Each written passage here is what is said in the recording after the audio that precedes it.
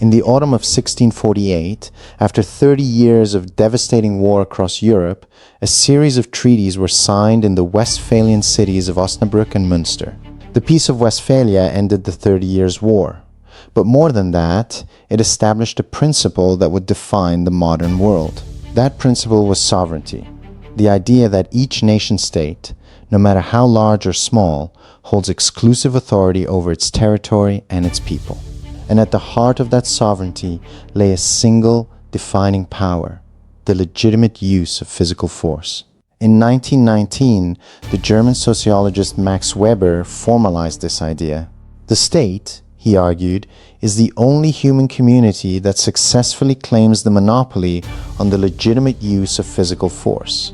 This monopoly is what separates a state from a militia, a government from a gang, law from violence. But what happens when a state decides to sell that monopoly? When the power to wage war becomes a line item on a corporate balance sheet? What happens when war becomes a business? That sound you just heard, the gunfire, the screaming, that was a real afternoon in Baghdad, September 16th, 2007. 17 people killed in a traffic circle. The company responsible? It had a $2 billion contract with the US government. And the men who pulled the triggers? They were pardoned. This is the story of how war became a business and why nobody stopped it. To understand how we got here, we need to go back to the beginning. Holland, Michigan. A quiet city on the shores of Lake Michigan. Wealthy, conservative, religious. In 1969, Erik Prince was born here into one of the city's most prominent families. His father, Erik Prince, founded the Prince Corporation, an auto parts manufacturer that would grow into a billion-dollar enterprise. Young Erik grew up in privilege, but not comfort. His father was strict, demanding. The family toured the world together. Visiting the Dachau concentration camp, divided Berlin, the battlefields of Normandy. According to his mother, Elsa, these trips made a big impression on the young prince. In 1990, Prince secured an internship in the White House under George H.W. Bush, but he soon left to intern for California Congressman Dana Rohrabacher, President Reagan's former speechwriter. He was a bright, driven young man. Prince went on to serve as a Navy SEAL in the early 1990s. But his true calling wasn't the military. It was what came after. In 1995, Erik Prince died. The family sold Prince Corporation to Johnson Controls for $1.35 billion. Erik inherited a fortune. 2 years later, on December 26, 1996, Prince used that fortune to found a company in the swamps of North Carolina. He purchased 7,000 acres of the Great Dismal Swamp, a vast wetland on the North Carolina-Virginia border. The dark, peat-colored water of the swamp gave the company its name. We are trying to do for the national security apparatus what FedEx did for the Postal Service. The Blackwater Lodge and Training Center officially opened in May 1998, a 6,000-acre, $6.5 million facility. It was, at first, a training company, law enforcement, military, special operations. But Prince had bigger ambitions. In October 2000, the USS Cole was bombed off the coast of Yemen. 17 American sailors died. Blackwater received one of its first government contracts. It was a start, but the real transformation was still a year away. September 10th, 2001. Defense Secretary Donald Rumsfeld stands at the Pentagon podium delivering one of his first major addresses. He talks about efficiency, about cutting waste, about reforming the military. The next morning, the world changed. Nearly 3,000 people died. The United States declared a war on terror. And the American military, the most powerful fighting force in human history, suddenly needed help. Before 9/11s, our business was relatively small and focused on training. After 9/11s, the phone was ringing off the hook. Among the first to call was Buzzy Krongard, the executive director of the Central Intelligence Agency, an old friend of Prince's father. What followed was a transformation that would reshape the nature of modern warfare. Blackwater evolved from a training company into a private army. The model was simple. The government needed boots on the ground, but couldn't politically afford to send more soldiers. Blackwater offered a solution: deniability.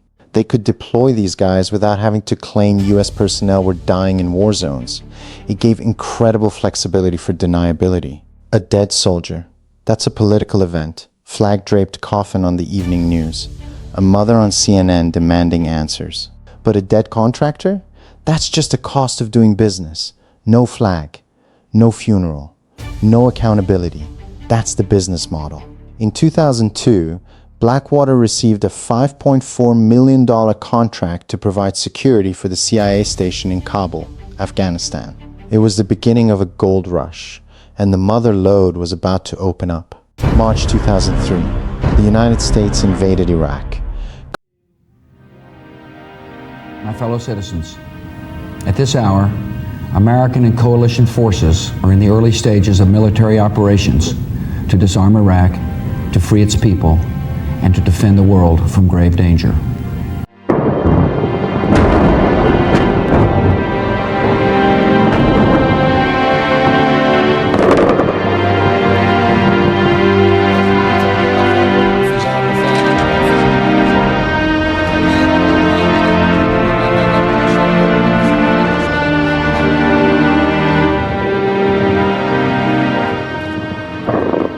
Coalition forces toppled Saddam Hussein's regime in a matter of weeks. But the invasion was just the beginning. The occupation would require an army of its own. In August 2003, Blackwater secured its first major Iraq contract, $21 million, no bid, to provide a personal security detachment and 2 helicopters for 1 man. That man was L. Paul Bremer, the head of the Coalition Provisional Authority, the American proconsul of Iraq. Bremer's role was to rebuild Iraq, to establish governance, to create order from chaos. But before he left office, he signed one final order. Order 17. It stated, in plain language, contractors shall not be subject to Iraqi laws or regulations. With one signature, Bremer created a class of armed individuals operating above the law, immune from prosecution, immune from Iraqi authority, immune from accountability. It's extraordinarily dangerous when a nation begins to outsource its monopoly on the use of force. To whom do they owe their loyalty? Paul Bremer, an American, signed a law saying American contractors in Iraq could not be prosecuted under Iraqi law. Not for theft, not for assault, not for murder. And he signed this before handing power to the Iraqis, so the sovereign Iraqi government inherited a system where foreign mercenaries were untouchable. The numbers tell the story. A standard US soldier in Iraq earned roughly $40,000 per year. A Blackwater contractor could earn between $200,000 and $400,000 annually. The total value of Blackwater's government contracts from 2001 to 2010 exceeded $2 billion. By 2007, an estimated 20,000 to 30,000 armed security contractors were operating in Iraq. Some estimates placed the number as high as 100,000. 40 cents of every American tax dollar spent on the Iraq War went to corporate war contractors, $2 billion per week. War was no longer just policy, it was profit. March 31st, 2004, 4 Blackwater contractors set out on a routine mission in Iraq. Their names, Scott Helvenston, Jerry Zovka, Wesley Batalona, and Mike Teague. 4 armed men in unarmored SUVs delivering food supplies through the most dangerous city in Iraq. Fallujah had become a stronghold of the Iraqi insurgency, a city where American forces didn't venture after dark. According to a later civil lawsuit, Blackwater sent these 4 men on the mission without the proper equipment, without adequate training. The day before the ambush, a Blackwater employee emailed supervisors, warning that the route was unsafe. The email was ignored. An email, a warning, from an employee to his supervisors, saying this route is going to get us killed, and it was ignored. The cost of replacing 4 contractors was less than the cost of rerouting the convoy. That's the math. The 4 contractors were ambushed by Iraqi insurgents. They were killed. Their bodies were dragged from their vehicles, beaten, burned, dragged through the streets of Fallujah. Their charred remains were hung from a bridge over the Euphrates River. Photographs were released to news agencies worldwide. The images caused outrage in the United States. 4 dead contractors. 4 American bodies, desecrated and displayed. The military response to the ambush was immediate and devastating. The First Battle of Fallujah began on April 3, 2004. U.S. Marines launched a full assault on the city.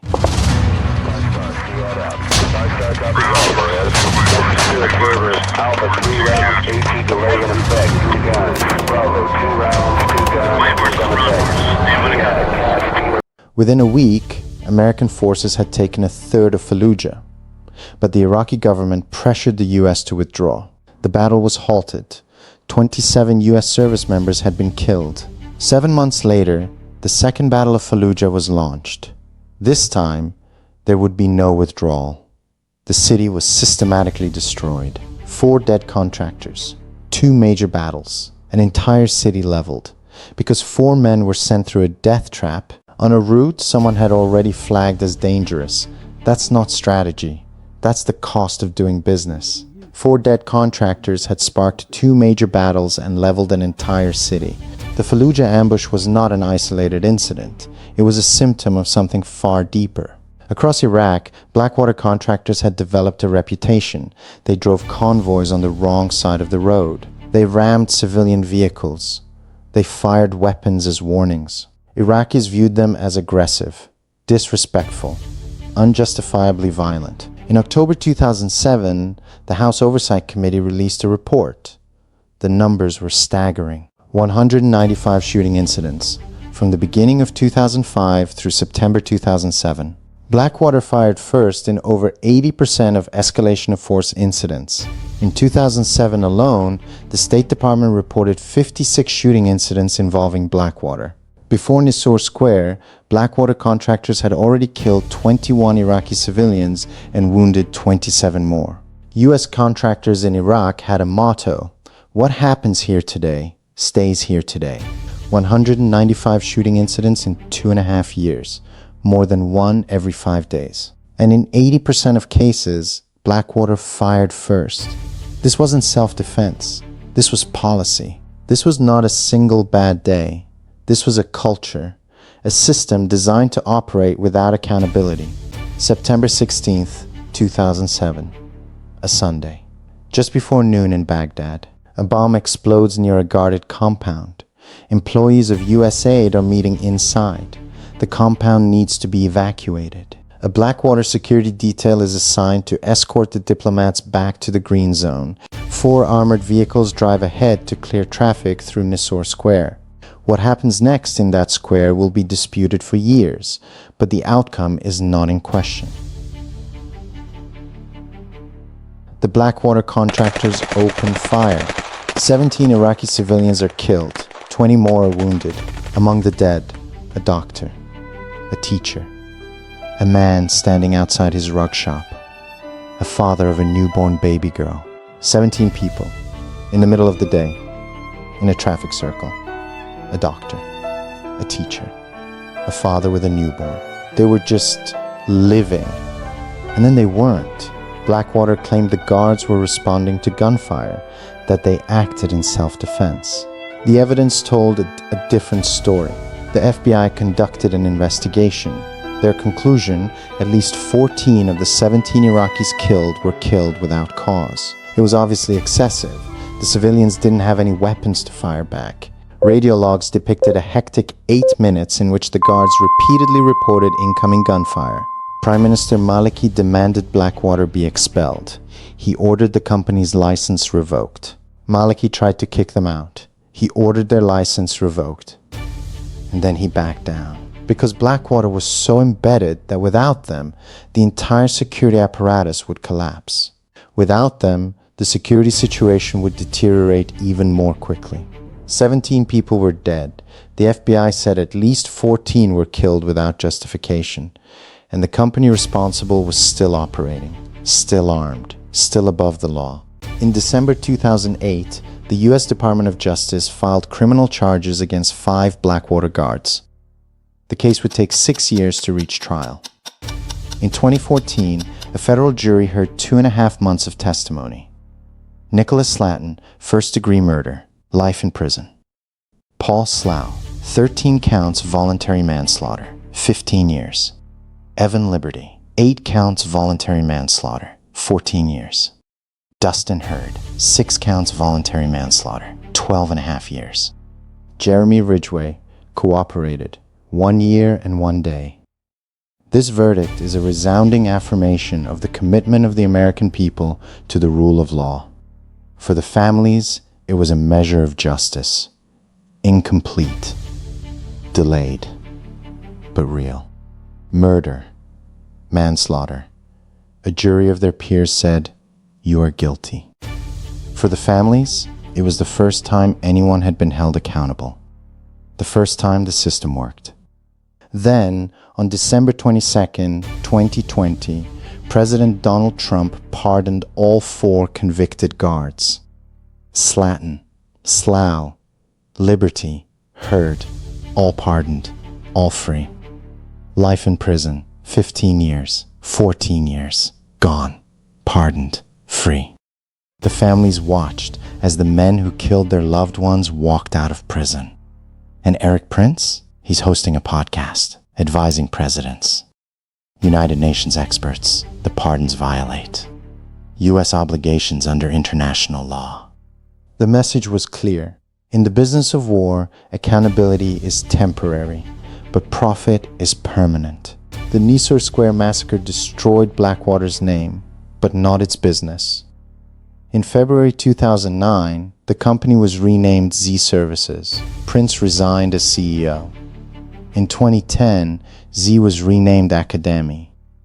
In 2014, Academy merged with Triple Canopy to form Constellus Holdings, owned by Apollo Global Management. The war was now an asset class, managed by private equity, leveraged, optimized, profitable. Erik Prince moved on. Frontier Resource Group, Frontier Services Group, Security for Chinese Belt and Road Investments. The government has no business in the business of war. The government has no business in the business of war. He made billions from the business of war. It's not about principles, it's about market share. Prince published a memoir, became a podcast host, political donor, informal advisor to the president. Other companies rushed in, DynCorp, Triple Canopy, Armies, Wagner Group. The industry didn't die, it franchised. And across the world, another power was watching, learning, replicating. In 2014, while the world focused on Ukraine's revolution, something new was born in the shadows. Dmitry Utkin and Yevgeny Prigozhin created the Wagner Group. Wagner emerged during Russia's proxy war in Donbass. Moscow denied involvement. Wagner gave Putin deniability. Wagner was useful because Moscow could use it for sensitive missions and retain deniability. Wagner expanded into Syria, into Libya, into Africa. In the Central African Republic, Wagner provided security. In return, Russian companies received gold and diamond mines. You protect our government, we give you our natural resources. Gold, diamonds, oil. It's colonialism with extra steps. In 2022, Russia invaded Ukraine. Wagner exploded from 1,000 to between 20,000 and 50,000 fighters. To fill its ranks, Wagner recruited from Russian prisons. Fight in Ukraine and you go free. Prisoners, convicted murderers, armed and sent to the front lines. 6 months of combat, record wiped clean. Wagner didn't need volunteers. They needed bodies, cheap bodies. Wagner became Russia's main assault force at Bakhmut, one of the bloodiest battles of the war. In June 2023, Prigozhin turned on Moscow. He led 8,000 Wagner personnel toward the Russian capital. The mutiny ended quickly.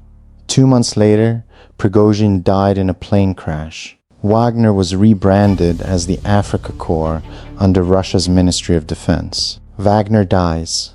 Africa Corps is born. Same business, same brutality. New name. The company dies. The industry lives. Private armies don't die. They rebrand. They restructure. They relocate. And the wars continue.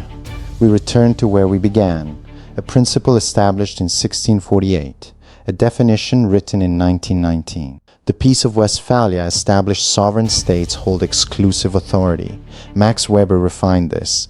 The state is the only entity that legitimately uses force. But Weber acknowledged the exception. Under feudalism, private warfare was permitted. Violence was distributed, decentralized, privatized. The modern state emerged by reversing this, by expropriating violence, making it legitimate, making it exclusive. Private military contractors reverse this. States voluntarily cede their exclusive right to wage war. We are moving toward neo-medievalism. The state's monopoly on violence is fragmented and privatized. Philip Cerny identified 6 characteristics of this neo-medieval world. Suddenly, you've got a for-profit corporation more powerful than states. We spent 400 years building the modern state, creating armies, police, courts, all to centralize violence, to make it accountable. And now we're undoing all of it, going back to feudalism. A dead soldier causes political backlash. A dead contractor carries no official burden, no flag-draped coffin, no congressional inquiry, no political cost. This is the business model. War without consequences, profit without accountability, violence without sovereignty. We are returning to a world that existed before the modern state, before sovereignty, before the monopoly on violence. A world where violence is privatized, where war is a commodity, where prolonged conflict is a business strategy. Blackwater held 21,000 troops at the ready, a fleet of helicopter gunships, the largest private training facility in the world. The PMC industry, hundreds of billions of dollars, dozens of countries, guarding diplomats, protecting oil fields, training armies. Erik Prince's latest, drone warfare in Ukraine.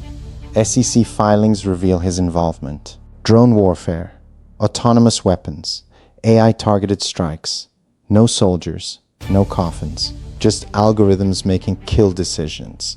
And who controls them? Private companies. Colombian mercenaries in Yemen, anti-piracy in Somalia, security for Chinese Belt and Road in Africa.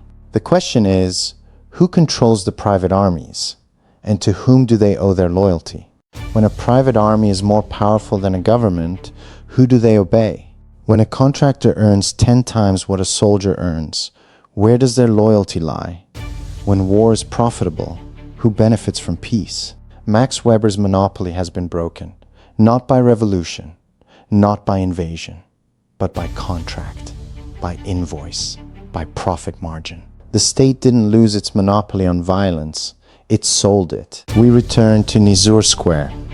17 people died here on September 16th, 2007. A doctor, a teacher, a father, a man selling rugs. The men who killed them were convicted, 1 of murder, 3 of manslaughter. Then they were pardoned by the president and set free. Erik Prince hosts a podcast advising presidents.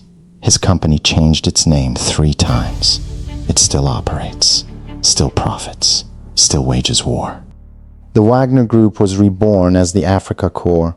Private armies proliferate. The industry grows. War is the ultimate business, and business is good. I started this video with a question. What happens when war becomes a business? Now you know. It becomes profitable, it becomes permanent, and it becomes impossible to stop. Because the people who profit from war are the same people who influence the people who could stop it. Erik Prince isn't hiding, he's in plain sight. And that's the most disturbing part. Not that war was privatized, but that we let it happen.